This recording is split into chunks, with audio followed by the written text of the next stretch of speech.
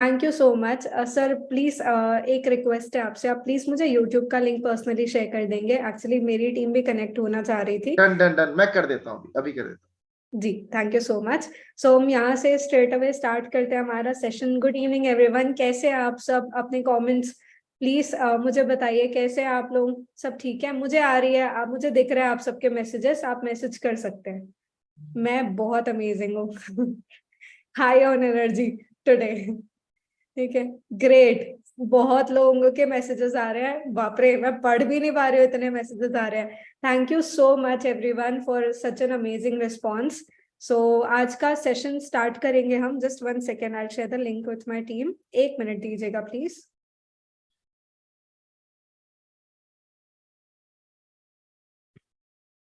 Okay जी।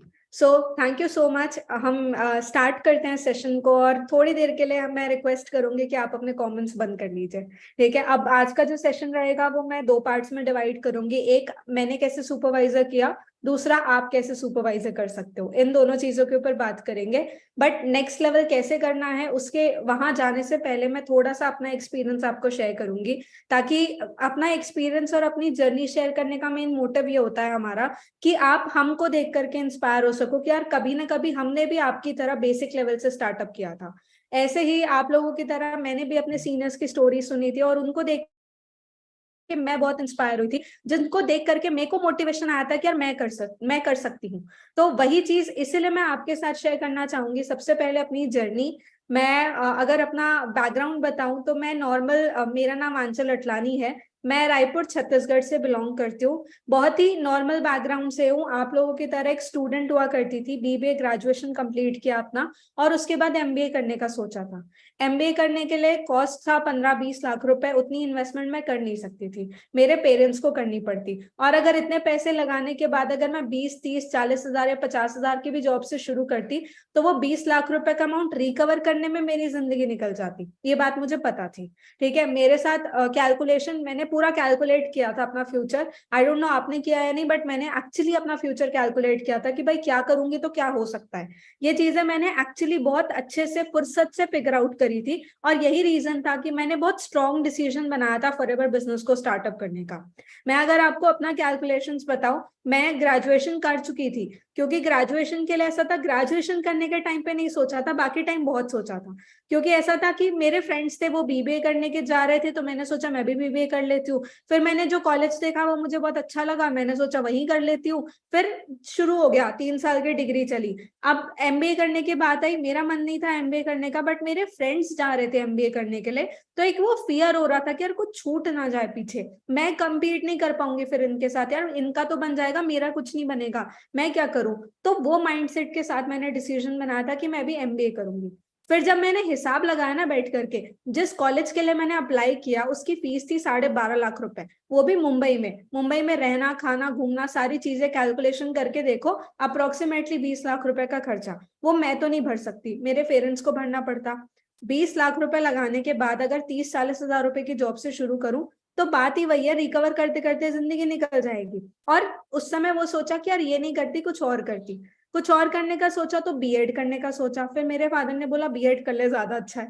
BEd करने का सोचा। उसके बाद आगे उसकी फ्यूचर देखा बीएड के अंदर। मैंने देखा जिन टीचर्स को मैं देखती थी, बीएड करके आप टीचिंग का ही कोर्स कर सकते हो बस। तो मैंने अपने सीनियर्स को, अपने जो टीचर्स थे मेरे, चाहे वो स्कूल के हो कॉलेजेस के हो, जिन्होंने बीएड कर रखा था, मैंने उनको देखा। जो बीएड वाले अधिकतर स्कूलों में ही पढ़ाते हैं, कॉलेज वाले तो प्रोफेसर होते हैं, तो वो अलग चीज होती है। तो प्रोफेसर्स की इनकम देखी 40-42 हजार रुपए, 8 साल का एक्सपीरियंस लेने के बाद। मैं सेटिस्फाइड नहीं थी।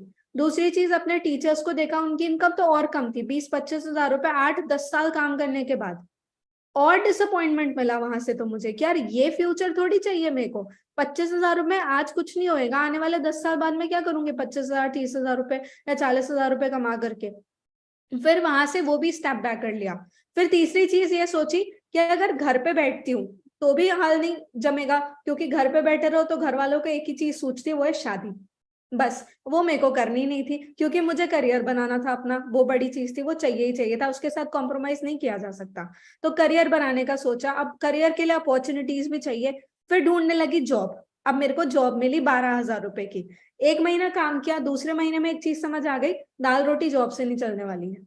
दाल रोटी सिर्फ खानी है तो जॉब से चल जाएगी, लेकिन अगर बिरयानी खानी है और अच्छी जिंदगी जीनी है तो वो जॉब से नहीं चल सकती, ठीक है। क्योंकि मेरा शिफ्ट होता था 10 घंटे का, 10 बजे जाती थी, रात के 8, 8:30, कभी 9 बजे, 10 बजे भी घर आई हूँ, और उसके बावजूद सैलरी सिर्फ 12,000 रुपए।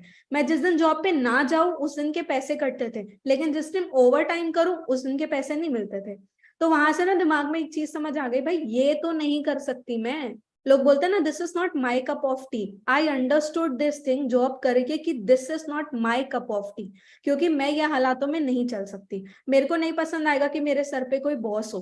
तो मेरे को वो आइडिया अट्रैक्ट किया कि being your own boss is the best, अपना खुद का बॉस बनना बेस्ट है, और यही चीज मोटिवेट करी थी मुझे फॉरएवर बिजनेस को ज्वाइन करने के लिए। आई बी ऑनेस्ट, मैं ज्वाइन पहले कर चुकी थी, काम करने का डिसीजन धक्के खाने के बाद बनाया था, क्योंकि ज्वाइन पहले कर चुकी थी, 2 CC भी कर चुकी थी, क्योंकि सिस्टम में ग्रोथ अच्छी लगी थी, पैसे, गाड़ियां, सब अच्छा लगता है, मेरे को भी अच्छा लगा था।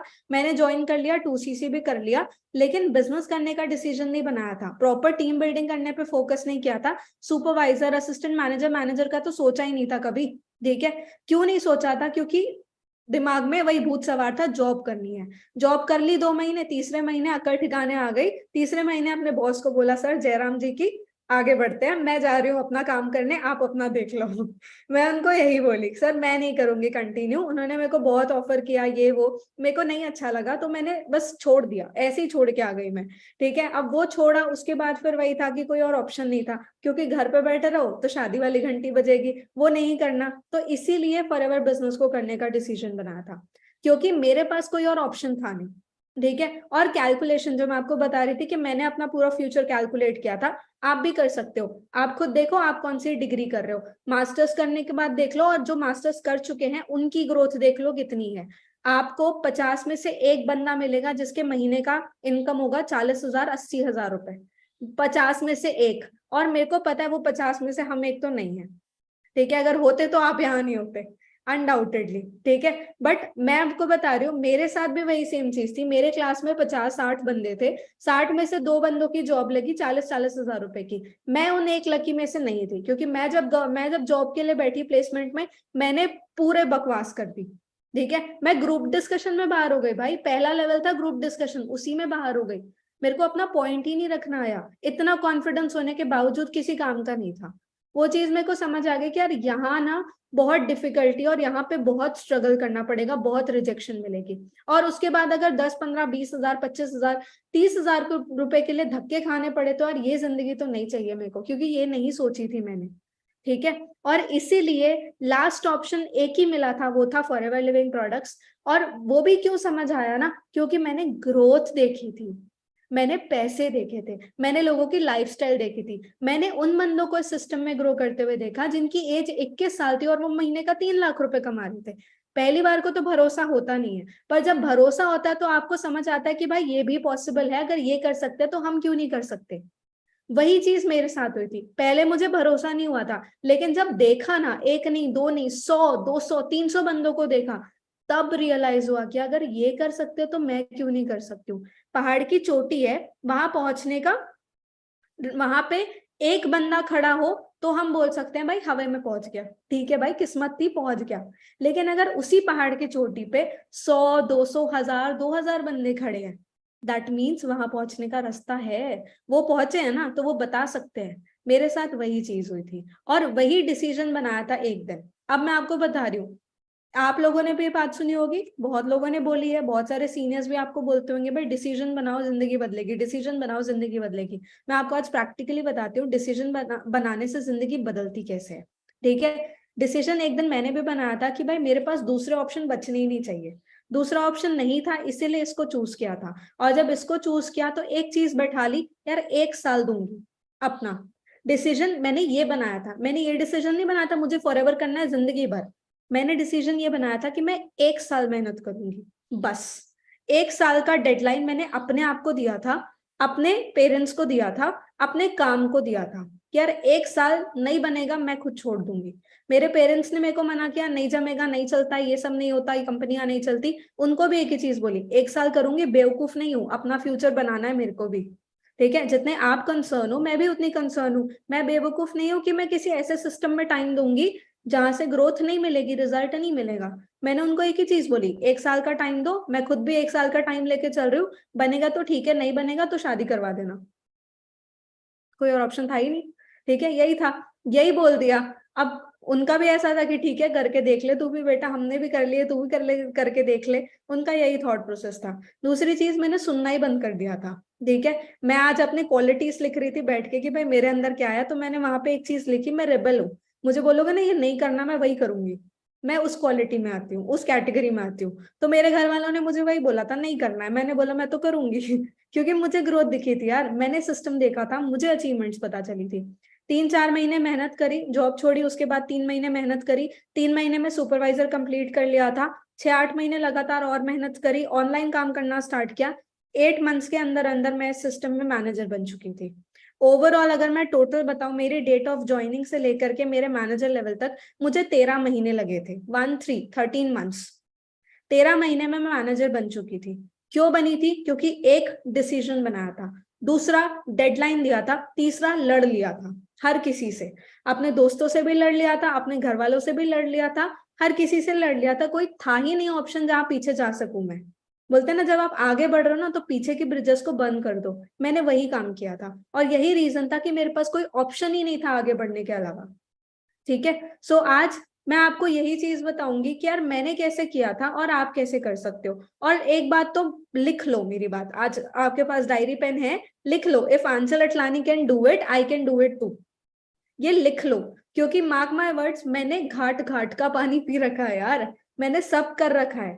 पर उसके बाद भी आज अगर इस सिस्टम में हूं तो एक ही रीजन है उस चीज का, मुझे ग्रोथ पता है इस सिस्टम की। मुझे पता है यहाँ 1 साल, 2 साल, 3 साल, 4 साल, 10 साल, 15 साल, 20 साल, 40 साल में क्या बन सकता है। जब तक मैं बूढ़ी होंगी ना, मेरे को मालूम है मैं अच्छी खासे एसेट्स बना रखी होंगी मेरे आने वाली जनरेशन के लिए। मेरी एक नहीं 3 पुश्ते बैठ के खाएगी। ठीक है, ये फैक्ट है। ठीक है, सो आपके लिए भी वही चीज है। आप क्या सोच रहे हो वो सोचो पहले। आप सिर्फ अपने जेब भरने का सोच रहे हो या अपनी जिंदगी जीने का सोच रहे हो या आप आने वाली पुश्तों की भी सोच रहे हो, उस हिसाब से सोचना फिर। ठीक है, क्योंकि पीछे आपके और भी जनरेशन आएंगे जो आपको यही टॉन्ट मारेंगे, भाई इसने कुछ नहीं उखाड़ा अपनी जिंदगी में। ठीक है, तो वो चीज आई होप आपने नहीं करनी है। डन। तो चलो आगे बढ़ते हैं, स्टार्ट करते हैं सेशन को। आज का सेशन का टॉपिक है हाउ टू अचीव सुपरवाइजर, क्योंकि most of the assistant supervisors he connected है हमारे साथ। अगर आप सुपरवाइजर हो भी तो आप अपने नेक्स्ट गोल के लिए प्लान कर सकते हो। टारगेट सेम रहेगा, काम सेम है, हमको कुछ डिफरेंट नहीं करना। हमको वही करना है जो सीनियर्स करते आ रहे हैं, जो हम हमारे सीनियर्स ने हमको सिखाया है, ट्रेनिंग देते आए हैं, हमको वही चीज करना है। कुछ नया एक्सपेरिमेंट नहीं करना, सिस्टम बना बनाया है, उसी सिस्टम को हमने फॉलो करना है। ठीक है, हमारा टीम फायर का सिस्टम भी सेम है, आपका भी सिस्टम सेम है। काम सब जगह एक ही हो रहा है, बिजनेस एक ही तरीके से ग्रो करता है। और वो कैसे, वो मैं आज के सेशन में आपको बताऊंगी। रेडी हो? रेज हैंड करके बताओ। रेडी? डायरी पेन रखी है? नहीं रखी है तो उठ के जाओ और लेकर आओ जल्दी जल्दी, क्योंकि फायदा ही नहीं सेशन लगाने का बिना डायरी पेन के।